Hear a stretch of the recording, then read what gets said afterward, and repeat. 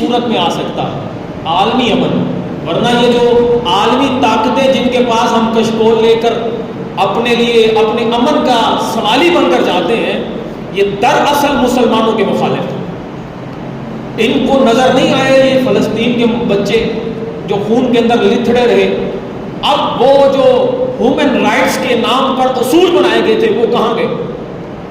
یعنی یہاں تک کہ اینیمل رائٹس کے نام کے اصول بنائے گئے، یعنی ان کے قوانین بنائے گئے کہ جانوروں کے اصول ہونے چاہیے، لیکن انسانوں کی عزت کی دھجیاں اڑ رہی ہیں، ان کے گھر منہدم ہو رہے ہیں۔